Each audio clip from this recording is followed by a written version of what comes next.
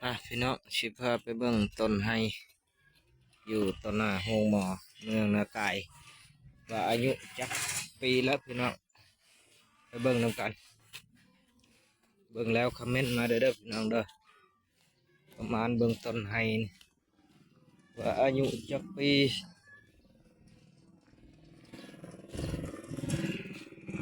ตามข้าพเจ้าเบิ่งนี่บ่ต่ำกว่า100 ปีพี่น้อง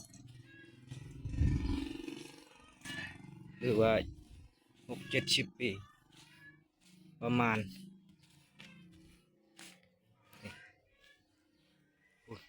พวกงามแต่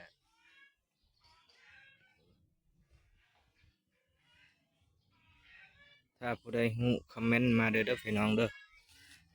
ประมาณ4 คนโอบพี่น้อง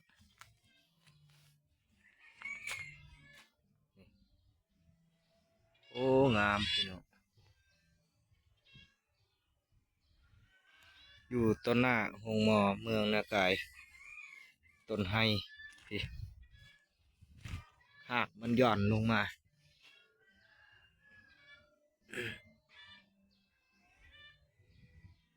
ถ้าผู้ใดฮู้ประมาณว่าจักปีพี่น้องคอมเมนต์มาบอกนะตามคอยประเมินเองบ่ต่ำกว่า70-80หรือว่าประมาณ60บ่เนาะโอ้งามพี่น้องสายเป็นแบบสายไผ่ระโยงระยางมันป่งออกมาจากป่งลงมาแต่มันย้อยลงมาพี่น้องแต่ตัวนี้บ่ทันถึงดินย้อยบ่ทันถึงดินตัวสงสัยอาจจะจุพี่เลยจุแบบนี้นะตามเบิ่งตามประมาณเบิ่ง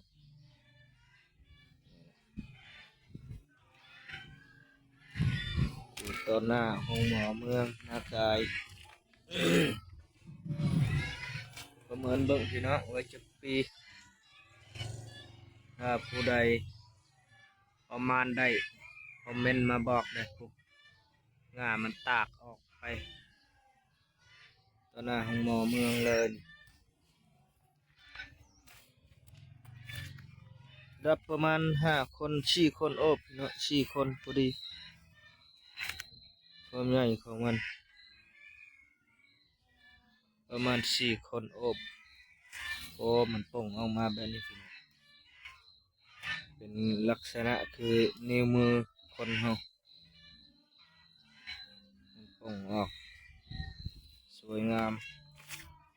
ของธรรมชาติมันเฮ็ดเองผลิตเองพี่น้อง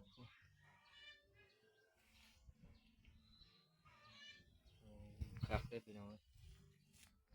นี่แหละระยะนี้มานี่ก็มีแล้วละ2 คนโอบบ่ค่อยประมาณ3-4 คนนี่4 คน5 คนโอบ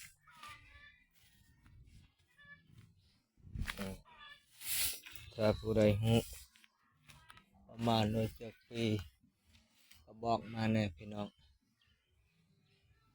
ทางนี้มันก็ยื่นออกไปต้นหน้าเฮือน